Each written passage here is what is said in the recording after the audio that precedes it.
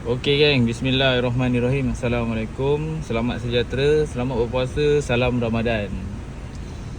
Okey geng, ni nak nasihat dekat korang sikit ni, yang mana pengguna-pengguna kereta yang baru beli kereta kan.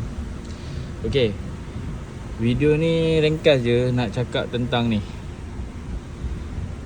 Sekejap, kita pusingkan dulu. Okey, nak cakap tentang benda ni geng. Ni okey, apa yang aku nak sampaikan kat video ni ialah kita bukan nak jatuhkan barang produk orang. Cuma aku buat banyak kereta customer lah. So ada yang pakai pewangi ni. Okey, pewangi ni memang sedap geng. Aku pun suka pewangi ni. Pewangi ni memang okey lah. Tapi sebenarnya dia pewangi ni dia sebenarnya sesuai pakai dekat rumah. Dia tak sesuai pakai dekat dalam kereta geng. Okey, aku tak tunjuk dia punya brand dia, tapi korang boleh fikirlah, kalau jenis macam ni geng, jangan pakai dekat dalam kereta. Okey, pasal apa? Aku kasih tahu ni, ini kira nasihat lah untuk diri aku juga dan untuk semua. Sebab ini berkaitan dengan soal kesihatan tau kan. Okey, pasal benda ni dia bau dia kuat sangat tau. Korang bayangkan, dia punya cecair ni, dia naik ke atas ni, dia jadi udara.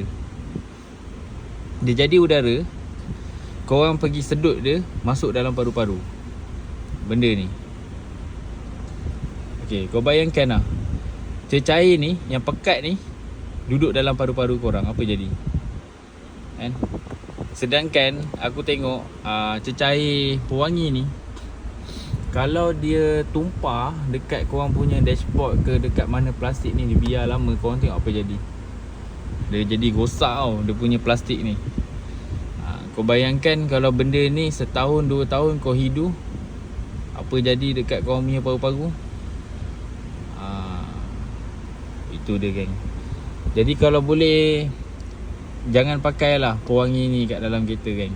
Kalau korang nak pakai juga, korang kena ubahlah cara dia supaya bau dia sedang-sedang je, tak berapa kuat. Macam ni kuat sangat kan. Aku masuk dalam kereta ni, betul-betul lah, tak boleh tahan lah.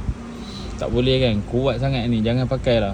Kalau boleh jangan macam ni okey. Sebab apa kadang-kadang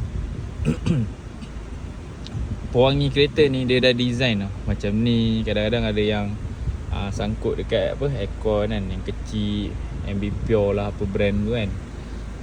Dia dah design tu, dia ada sebab dia. Pasal pewangi ni dia dah buat tu, kilang yang ada certified ni, dia tak sama macam kilang-kilang macam gini geng, yang tak ada certified ni. Yang ni kira kalau KKM pun tak lepas lah. Kalau KKM lepas pun aku tak tahulah sebab apa lepas kan.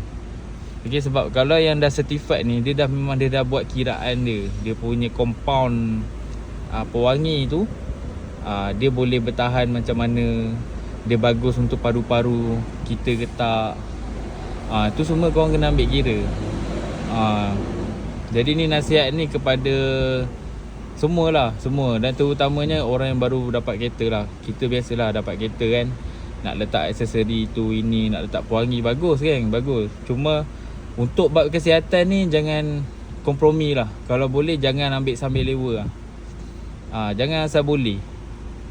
Bab kesihatan ni kena ambil betul-betul serius lah. So pewangi macam ni elakkan geng Korang belilah pewangi yang memang pewangi certified tu, macam beli kat Petronas kan.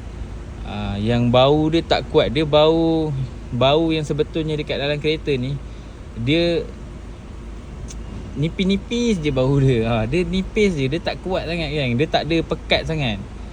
Macam ni korang duduk dalam kereta ni, bau ni melekat tu. Tak boleh kan ni. Cubalah elakkan lah.